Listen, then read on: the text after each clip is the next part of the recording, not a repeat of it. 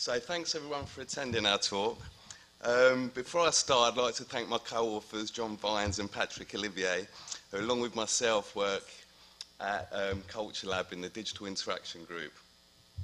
So our paper looks at the elimination of cash on London buses, which was instigated in July last year.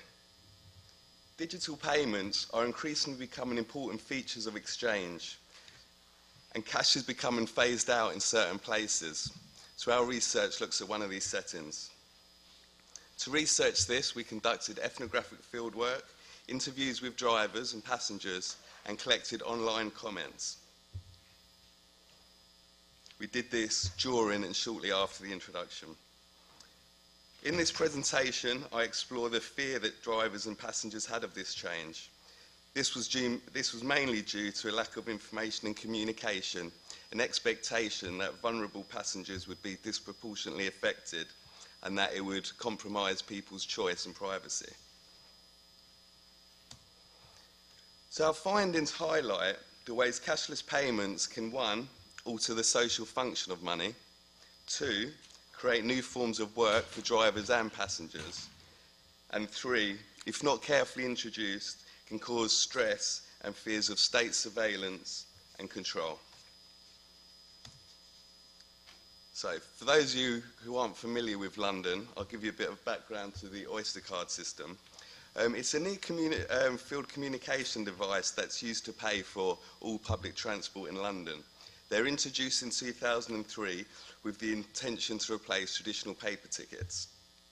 Instead of paying the driver directly, travellers store credit on their Oyster and pay per journey by tapping the card on an electric reader while boarding the bus. For over a decade, Oyster coexisted with other payment methods like cash and paper travel cards that could be purchased at shops or tube stations. The Oyster is just one example of the way digital money has started to pervade everyday life. Now, this is interested through the growth of HCI work, studying things like mobile payments, peer-to-peer lending, alternative currencies, and tools that support decision-making around spending. Other studies of financial practices have highlighted the ways people reject technologies that manage their finances, with many feeling that the level of control or security it provides is of little value. Indeed, these studies emphasise how the physical and burdensome qualities of cash can actually make managing finances easier than digital payment. In terms of cashless payment on public transport, it has been noted that dwell times can be significantly reduced with prepaid smart cards. However, Paul highlighted that not using cash presents fewer opportunities for communication and reduces a sense of community. These views were echoed in our CAI paper last year, which showed how some bus drivers missed the social interaction that disappeared when cash disappeared. We feel London buses provide a rich site for assessing the losses and gains made by electronic ticketing and digital money. Although Oysters and similar systems have been studied before, this has been done when other forms of payment have also been available. We were specifically motivated to pursue this study to see what happens when the option to pay with cash is removed altogether. So how did we look at this? Well, we adopted a mixed methods approach drawn on interviews with bus drivers, passengers, ethnographic fieldwork and online data collection. We interviewed 10 drivers when they first became aware of cashlessness, which was about a year before the actual introduction. We followed these interviews up with these 10 drivers approximately 1 or 2 weeks before the introduction. And then we followed up again 2 to 3 weeks after the introduction. We also conducted 3 weeks of ethnographic fieldwork where I rode many buses all around London, observing the work practices of bus drivers and talking informally to as many of them and passengers as possible.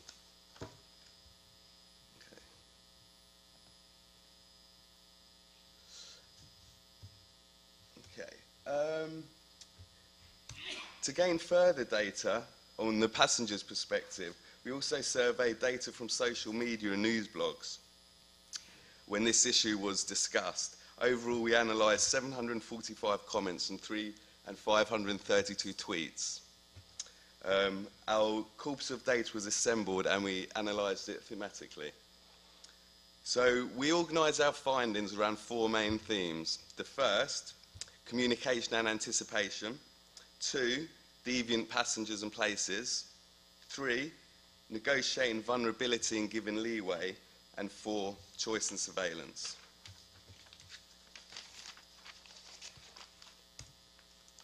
So most drivers felt apprehensive about the change.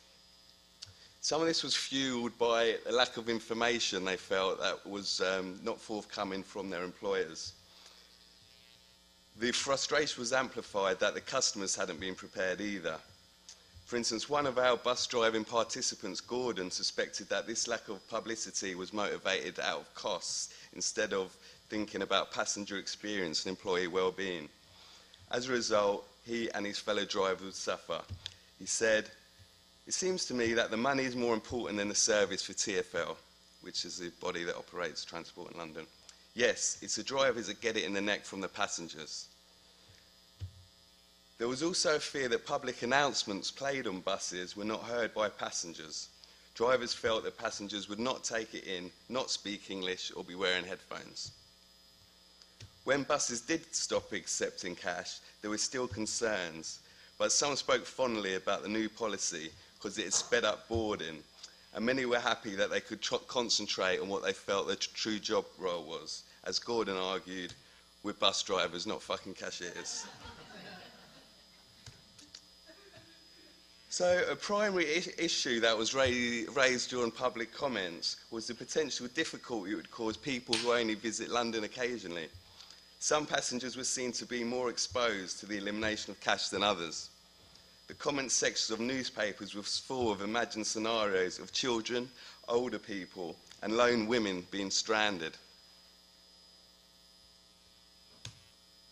What happens when a woman or a child from outside London does not have an Oyster or contactless card, only cash, in a dangerous area at 8 in the evening in wintertime?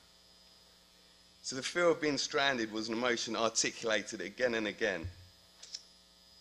Many quite rightly made the point that in some areas of London and at some times of day it's difficult or even impossible to top up your Oyster card.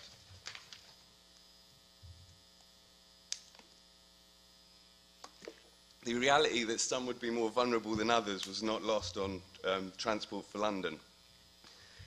Before the introduction, drivers were given clear instruction to refuse passage to any customers who didn't have an approved method of payment. However, they offered the caveat, unless you feel they could be vulnerable. While this new vulnerability rule was a response to some of the concerns articulated during public consultation, it created further challenges for drivers. Among some, the endowment of greater discretion but ambiguous powers caused unease. Jack, for instance, was anxious that he might wrongly assess someone as vulnerable and be disciplined if a revenue inspector boarded the bus and disagreed. Despite printed guidelines, drivers' interpretation of vulnerability differed quite considerably. For instance, during an interview, Bobby stated that it was obvious that the vulnerability rule was only for women. It's common sense. If it was a geezer, he is walking. If he hasn't got an Oyster, he is walking. I don't care what time of the night it is, he is walking.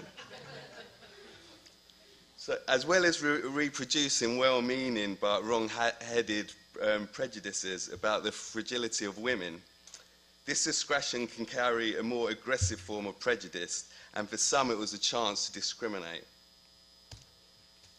If it is a girl, then I won't kick her off, especially if she's pretty. If she's a proper minger and a certain colour, they're fucking getting off. It depends on the people, really. So it's not a major part of our finding, but this sentiment is consistent with recent research that's come out of Australia that showed that that non-whites were a lot less likely to be allowed on a bus than whites if both didn't have the means to pay. So a major cause of public hostility towards cashless fares was the perception that it removed flexibility and choice. Many online comments stated preferences for using cash because it facilitated a greater awareness of funds, and the receipt of paper tickets acted as a record of expenditure. One comment read, "People don't keep track of how much money they have on their Oyster. I finish work at about 11 p.m. If I'm short on my card, where can I top it up? I know I've run out a few times." There was also a deep concern about how the Oyster card could be used as a tool for surveillance. One Twitter comment read, "Cashless means every single transaction made will be traceable. Your life will be totally open for review for those who wish to spy on the public." So our findings highlight the way the introduction of compulsory cashless payments on London buses has been negotiated by drivers and passengers. While our study was focused on the specific example of the Oyster card, the types of changes being faced in London are likely to occur elsewhere, as other transport providers introduce cashless payments and some phase out cash.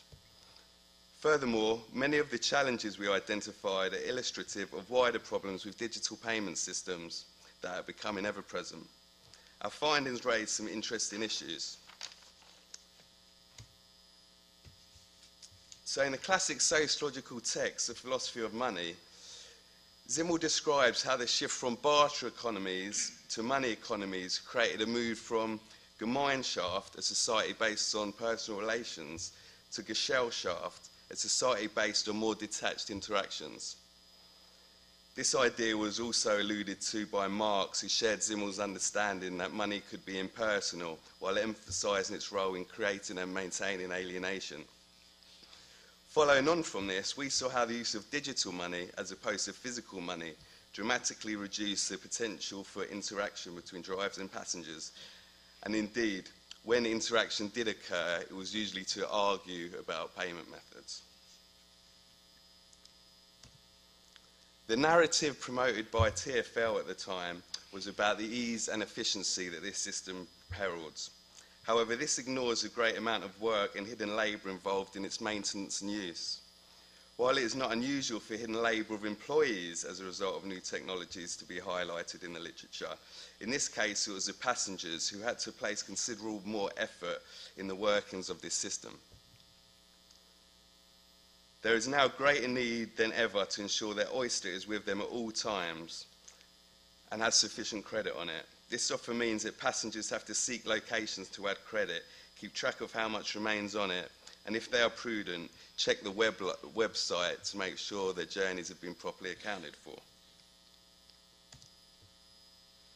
So these posters were both produced by TfL.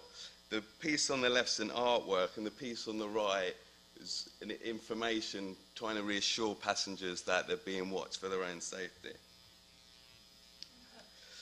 So there isn't much time to go into detail here, but we feel that some bus passengers' privacy-related concerns, especially with mentioning Big Brother over and over again in the comments, reveal a wider cultural fear about computer databases that store and process personal data.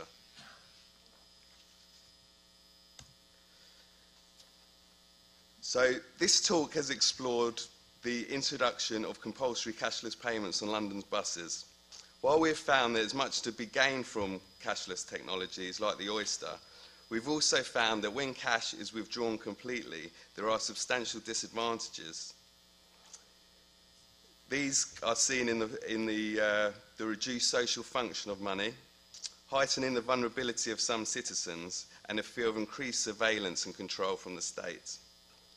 Digital payments on London buses, unlike cash, don't allow for the gifting of money, nor the sharing of it. You can only pay for your own journey on your Oyster card.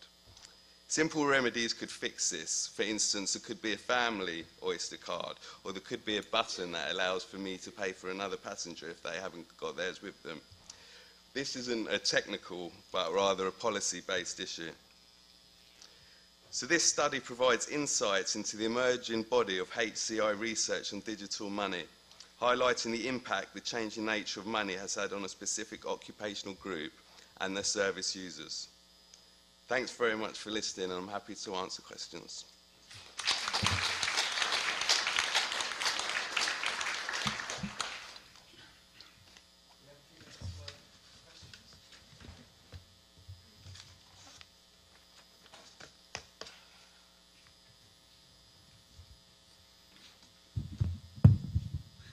Hi, Alex Taylor.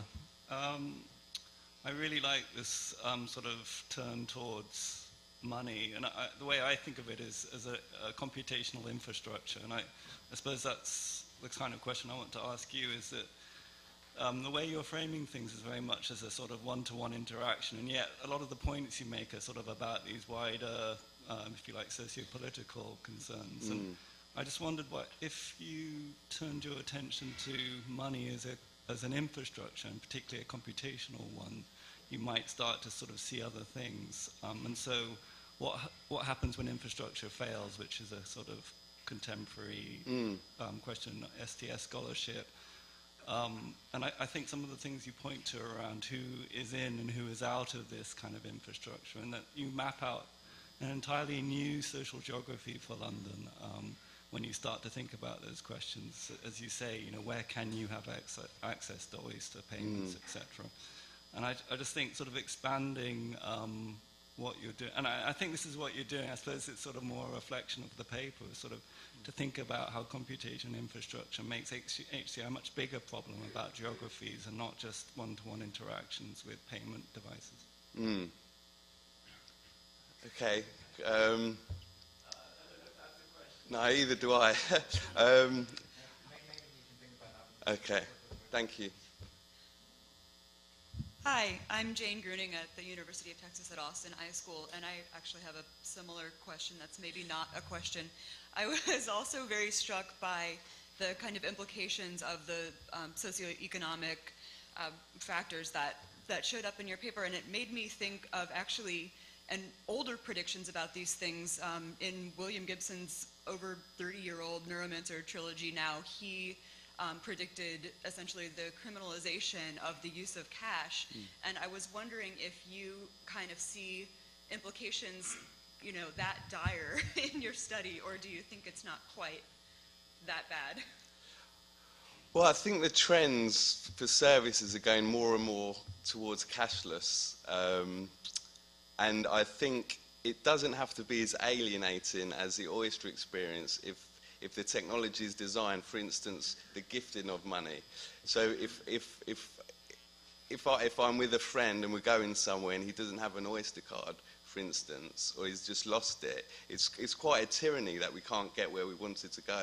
And I think if these were introduced with just more ethnographers maybe looking at the problem, then the simple fixes of the technology, as I mentioned, the gifting of journeys, that could make it less tyrannical and alienating.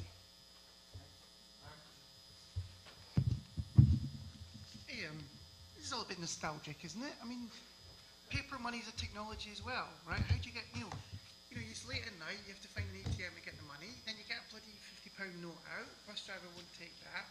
You had two technologies running simultaneously, which was a bit confusing as well. Now they simplified it to just one technology. Nostalgia. Well, I think the difference is, well, the one thing about money is that it's a lot more flexible, so you can easily gift money. Pardon?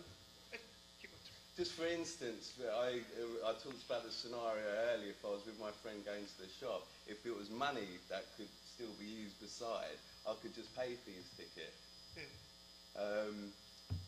I think TfL have, to try and get over this, they've tried to allow people to have one more journey, even if